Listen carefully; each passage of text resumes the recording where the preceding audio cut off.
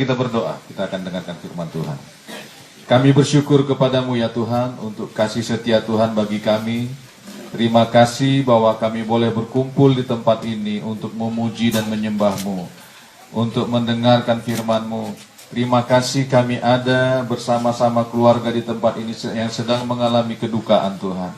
Kami percaya Roh Kudus, Tuhan kami, Allah kami yang kami sembah, adalah roh penghibur yang sejati. Amin. Hanya dari Engkau saja ada penghiburan. Hanya melalui kuasa firman-Mu, hanya melalui kuasa Engkau sendiri Tuhan Yesus, Engkau dapat memberikan penghiburan yang sejati. Terlebih bagi keluarga di tempat ini Tuhan Yesus. Ingatkan kami betapa hidup ini terlalu singkat. Tunggu sungguh kami berdoa, biarlah hidup kami terus persembahkan hanya kepada Engkau sebagai Tuhan dan Juru Selamat kami. Tuhan, berfirmanlah kepada kami. Nyatakan isi hati-Mu untuk disampaikan di tempat ini. Nyatakan kebenaran firman-Mu yang menghibur, firman-Mu yang menguatkan, firman-Mu yang menyembuhkan, bahkan firman-Mu yang menyelamatkan Tuhan. Berfirman Tuhan, berfirman, urapi hamba-Mu untuk menyampaikan isi hati-Mu Tuhan. Kuasai hati, pikiran, mulut, lidah hamba-Mu untuk menyampaikan kata-kata yang sederhana yang dapat kami mengerti Tuhan. Terima kasih, kami sekali lagi tidak mengizinkan kuasa-kuasa apapun, kutuk-kutuk keturunan Roro yang pernah disembah-sembah oleh nenek moyang mereka yang ada di tempat ini, yang coba menghalangi pemberitaan firman Tuhan. Segala kuasa-kuasa yang menghalangi kami untuk mengerti firman Tuhan, kami sepakat, kami tolak, kami patahkan, kami hancurkan kuasa-Mu di dalam nama Yesus Tuhan yang berkuasa. Enyah Kau dalam nama Yesus. Kuasa darah Yesus membungkus kami, bahkan semua keluarga kami yang kami tinggalkan dimanapun berada. Terima kasih Bapa, dalam nama Yesus kami sudah berdoa, kami mengucap syukur dan kami percaya. Sama-sama kita katakan amin. Puji nama Tuhan. Shalom. Sekali lagi shalom. Kita bersyukur Bapak Ibu Saudaraku sekalian ya, kita bisa berkumpul untuk malam perkabungan dan malam menghibur keluarga di tempat ini. Amin. Ya, kita tahu bahwa hidup ini akan berlalu. Semuanya kita akan menunggu waktu.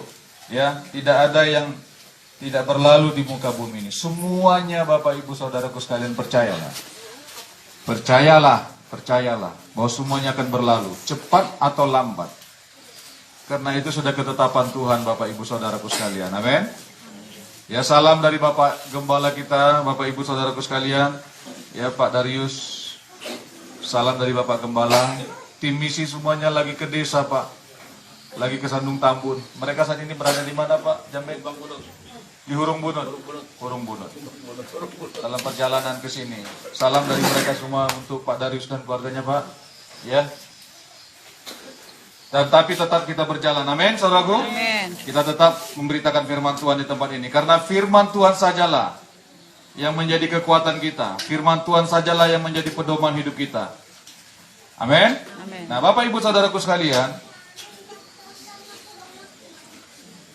saya mau menyampaikan firman Tuhan yang terambil dari Ibrani 9 ayat 27 dan 28. Ya. Bila Bapak Ibu Saudaraku membawa Alkitab, bukalah Alkitabmu. Bila tidak membawa Alkitab, dengarkanlah firman Tuhan. Karena firman Tuhanlah yang menyelamatkan, memulihkan, dan menyembuhkan kita. Amin. Ibrani 9 ayat 27 dan 28. Dan sama seperti manusia ditetapkan untuk mati hanya satu kali saja. Dan sama seperti manusia ditetapkan untuk mati hanya satu kali saja. Dan sesudah itu dihakimi. Demikian pula Kristus hanya satu kali saja mengorbankan dirinya untuk menanggung dosa banyak orang. Demikian pula Kristus hanya satu kali saja mengorbankan dirinya untuk menanggung dosa banyak orang. Sesudah itu ia akan menyatakan dirinya sekali lagi tanpa menanggung dosa. Sesudah itu ia akan menyatakan dirinya sekali lagi tanpa menanggung dosa, untuk menganugerahkan keselamatan kepada mereka yang menantikan Dia. Yang percaya katakan amin. Amin. Bapak Ibu Saudaraku sekalian, firman Tuhan sudah mengatakan bahwa ada kehidupan, ada kematian. Begitu manusia jatuh dalam dosa, ketika Adam dan Hawa jatuh ke dalam dosa, manusia harus menghadapi yang namanya kematian jasmani, Bapak Ibu Saudaraku sekalian. Ada namanya kematian. Nah, tetapi manusia seringkali lupa tentang hal ini. Manusia seringkali mengira bahwa dia akan hidup terus selama-lamanya. Apalagi kalau dia dalam keadaan sehat, dalam keadaan kuat, lagi kuat kerja, ya, lupa bahwa hidup ini hanya sementara saja. Melakukan apa yang dia inginkan, melakukan sesuka hatinya saja. Tapi firman Tuhan mengatakan, dan sama seperti manusia, ditetapkan untuk mati hanya satu kali saja. Dan sesudah itu dihakimi. Bapak Ibu Saudaraku sekalian, di bawah kolong langit ini, di muka bumi ini ada waktunya. Firman Tuhan mengatakan, Pengkhotbah 3 ayat 1 dan 2 mengatakan, untuk segala sesuatu ada waktunya. Ada waktunya. Ada masanya. Ada waktunya semua. Ada waktu untuk dilahirkan. Ada waktu untuk menanam.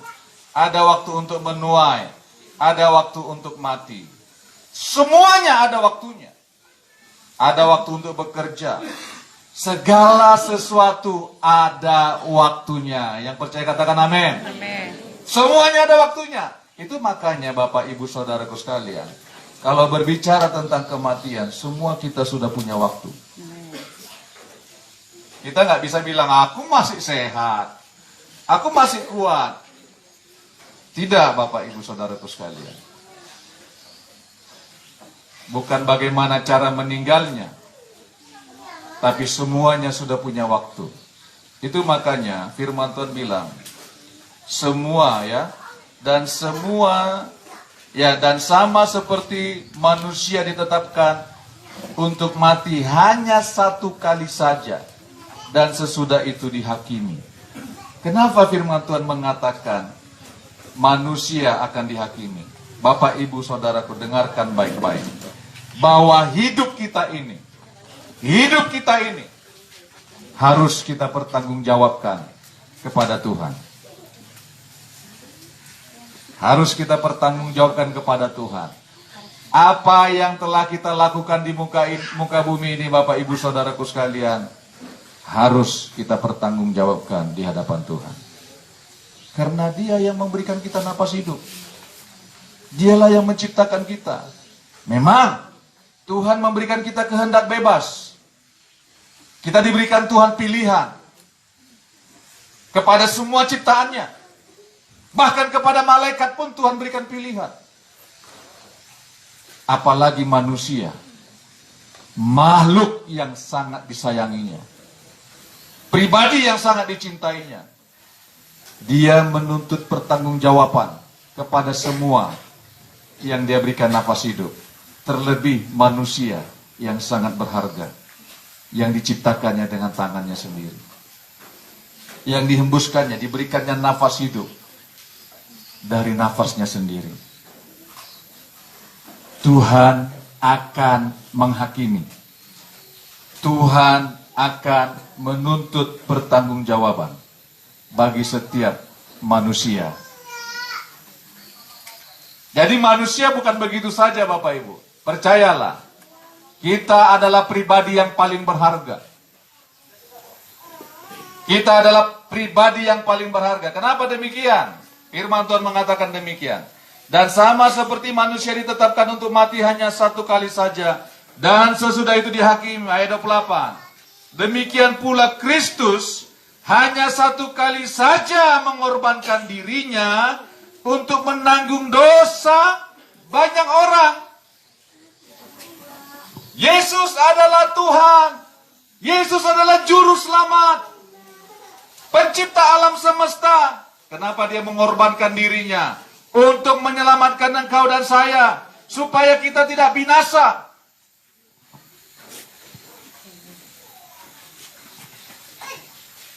Yohanes 3:16 berkata demikian, Bapak Ibu Saudaraku sekalian. Apa kata firman Tuhan? Karena begitu besar kasih Allah akan dunia ini, sehingga ia mengaruniakan anaknya yang tunggal, supaya barang siapa yang percaya kepadanya tidak binasa, melainkan beroleh hidup yang kekal. Jadi Tuhan mengorbankan dirinya satu kali untuk selama-lamanya bagi manusia yang ada di muka bumi ini. Mengorbankan dirinya supaya apa? Supaya engkau dan saya tidak binasa. Tidak binasa. Amin. Melainkan beroleh hidup yang kekal. Bapak, Ibu, Saudaraku sekalian, percayalah, semua orang menginginkan hidup yang kekal. Semua orang ingin masuk kerajaan sorga. Siapapun dia, mengenal Yesus atau tidak mengenal Yesus, dia orang jahat atau orang baik, semua orang ingin masuk dalam kerajaan sorga, dalam rumah Bapa. Kenapa? Karena Tuhan sudah menghembuskan napas hidup kepada manusia. Dan itu turun dari Adam dan Hawa sampai sekarang kepada umat manusia. Napas hidup itu melekat pada manusia.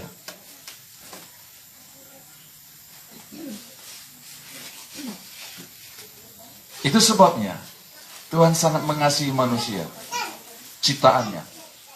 Pribadi yang paling berharga dari semua ciptaannya. Tuhan datang menjadi manusia, mengorbankan dirinya bukan untuk bintang-bintang, Bapak Ibu Saudaraku sekalian. Bukan untuk semua ciptaan yang lain, tetapi khusus untuk menyelamatkan engkau dan saya. Apapun dosa kita, apapun pemberontakan kita kepada Tuhan, kalau kita percaya kepada Yesus, karena Dia mengatakan barang siapa yang percaya kepadanya tidak binasa. Tidak binasa, tetapi apa yang harus kita lakukan? Percaya kepada Yesus. Bagaimana orang yang percaya kepada Yesus? Dia mempersembahkan hidupnya kepada Tuhan. Dia hanya berpegang teguh kepada Tuhan. Dia tidak mau lagi percaya kepada yang lama-lama. Dia tidak mau lagi memegang kepercayaan yang lama. Hanya Yesus. Seperti yang dilakukan oleh Ibu Darius, Ibu Etiana di tempat ini. Saudara, ketika kita mengatakan kita percaya kepada Yesus dengan segenap hidup kita, ada jaminan keselamatan. Kenapa demikian, Bapak Pendeta? Karena hanya Yesus yang mengatakan, akulah jalan dan kebenaran dan kehidupan. Tidak ada seorang pun yang dapat datang kepada Bapa kalau tidak melalui aku. Amin. Semua orang ingin masuk ke rumah Bapa. Semua orang ingin diselamatkan dunia akhirat. Tetapi hanya Yesus yang mengatakan, akulah jalan itu. Akulah kebenaran itu. Dan akulah kehidupan. Dia yang berfirman demikian. Tidak ada yang lain. Itu sebabnya kita harus datang kepada Yesus. Mempersembahkan hidup kita. Karena perhatikan baik-baik. Manusia ditetapkan mati hanya satu kali saja. Siapapun kita. Dan setelah itu, kita harus menghadapi penghakiman. Kita harus mempertanggungjawabkan hidup kita kepada Dia. Amin, saudaraku. Bagaimana orang yang dihakimi? Dia harus mempertanggungjawabkan hidupnya. Apa yang telah dilakukannya di muka bumi. Itu sebabnya, ketika kita percaya kepada Yesus, kita datang kepada Dia, kita mohon pengampunan dosa. Karena Dia sudah berkorban untuk selamatkan kita.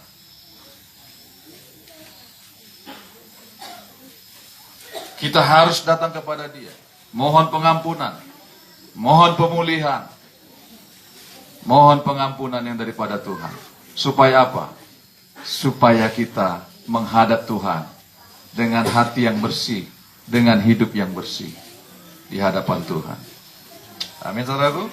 Karena Yesus, karena firman mengatakan, demikian juga Yesus hanya satu kali saja mengorbankan dirinya untuk pengampunan kita.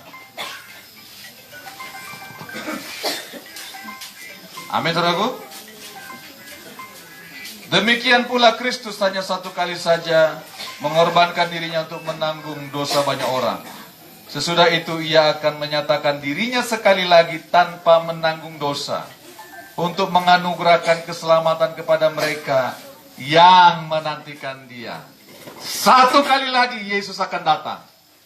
Dia sudah datang menjadi manusia untuk menyelamatkan, untuk mengorbankan dirinya. Tetapi satu kali lagi dia akan datang untuk meminta pertanggungjawaban kepada kita. Dan untuk mengaruniakan kehidupan yang kekal bagi orang yang menanti-nantikan dia. Amin, saudaraku. Itu sebabnya kematian pasti terjadi. Tetapi saya mau ingatkan akan firman Tuhan di Mazmur 116 ayat 15. Berkata demikian. Berharga di mata Tuhan apa? Kematian semua orang yang dikasihinya. Berharga. Berharga. Kalau berbicara tentang berharga, berarti sesuatu yang mulia. Berharga di mata Tuhan kematian semua orang yang dikasihinya. Kenapa? Karena dia dikumpulkan Bapa bersama-sama dengan Yesus di dalam surga yang mulia. Itu sebabnya kalau orang yang percaya kepada Yesus, dia mempunyai pengharapan. Dia mengerti kemana aku pergi. Dia mengerti kepada siapa aku menghadap. Di mana aku. Hidup di muka bumi ini, Bapak Ibu Saudaraku sekalian, saya mau kasih tahu, hanya sementara saja. Hanya sementara saja. Hanya sementara saja. Hanya sementara saja. Kita semakin tua, betul nggak? Kita semakin lemah. Tidak ada manusia semakin hari semakin kuat, lebih muda lagi, enggak. Semakin tua. Umur semakin bertambah. Dulu jagoan, bawa mobil bisa berjam-jam. Sekarang 1 jam saja sudah capek. Ya kan? Apalagi kalau udah sakit perut, sakit ini, sakit itu. Hidup di muka bumi ini hanya sementara saja, Bapak Ibu Saudaraku sekalian. Itu sebabnya persembahkan hidup kita hanya kepada Tuhan Yesus. Persembahkan hidup kita hanya kepada Yesus. Persembahkan hidup kita hanya kepada Yesus. Karena dia sudah datang mengorbankan dirinya untuk keselamatan kita. Terimalah keselamatan itu. Supaya engkau dan saya mempunyai kepastian kehidupan yang kekal. Dan itu sudah dialami oleh Ibu Etiana. Atau Ibu Darius. Atau Tambi Angel. Amin. Mereka sudah mempersembahkan. Saya bukan mau menghibur-hibur Pak Darius, bukan, saudaraku sekalian. Ini memang kenyataannya, dia sudah minta dilayani. Sudah mengaku segala dosanya di hadapan Tuhan melalui hamba Tuhan. Dia sudah berperkara dengan Tuhan. Dia sudah berurusan dengan Tuhan pencipta alam semesta yang memberikan dia napas hidup. Itu makanya kita harus percaya hanya kepada Yesus. Amin. Ini adalah penghiburan untuk kita yang ditinggalkan oleh almarhum Ibu Etiana atau Ibu Darius. Bukan kepada Ibu Darius lagi, karena firman Tuhan bilang, di bawah kolong matahari, di bawah matahari ini tidak ada lagi bagian bagi orang yang sudah meninggal, yang sudah mati. Tidak ada bagiannya lagi. Dia sudah menghadap Tuhan. Memang tubuhnya di sini, tetapi dia, kehidupannya yang sejati itu, rohnya sudah menghadap Tuhan. Karena firman Tuhan bilang, dari tanah kembali kepada tanah, dari debu kembali kepada debu. Tubuh kita ini akan kembali kepada debu, Bapak Ibu Saudaraku sekalian. Tinggal tunggu waktunya. Tinggal tunggu waktunya. Itu sebabnya jangan kau tinggalkan Tuhan penciptamu, amin. Jangan engkau berpaling dari dia. Jangan engkau tinggalkan Yesus. sebagai jaminan kehidupan yang kekal dalam hidupmu. Karena tubuh ini akan kembali kepada debu. Roh kita akan menghadap Tuhan. Amin, saudaraku. Manusia yang di dalam sini adalah manusia yang kekal. Amin. Kiranya firman Tuhan ini menghibur engkau dan saya, meneguhkan kita bahwa kita yang ditinggalkan ini mempunyai tanggung jawab. Apa tanggung jawab kita? Bahwa kita harus mempertanggungjawabkan hidup kita kepada Tuhan. Biarlah keluarga di tempat ini dan kita semua mengalami penghiburan yang daripada Tuhan. Bahwa hanya di dalam Yesus ada pengharapan, ada sukacita dan damai sejahtera. Amin. Tuhan Yesus memberkati. Tetaplah kuat di dalam Tuhan, tetaplah setia kepada Tuhan. Mari kita berdoa. Bapa, terima kasih firman-Mu telah disampaikan. Hamba berdoa firman-Mu tidak pernah kembali kepada Engkau dengan sia-sia, sebab Engkau sendirilah firman itu, Tuhan. Teguhkan firman-Mu atas setiap kami, Tuhan. Biarlah firman itu terus bekerja, berbicara, dimanapun kami berada. Dalam nama Yesus, berkati kami yang telah menerima firman-Mu, Tuhan. Pulihkan kami, hiburkan kami, sembuhkan kami oleh kuasa firman-Mu. Bahkan kalau ada di antara kami yang sedang berputus asa, yang sedang ketakutan dalam hidupnya, oleh kuasa firman-Mu yang sudah diberitakan, biarlah mereka mempunyai pengharapan di dalam Engkau, Tuhan Yesus. Terima kasih Bapa. Terpujilah Engkau Tuhan kekal selama-lamanya. Dalam nama Yesus bagimu segala pujian, kemuliaan dan hormat.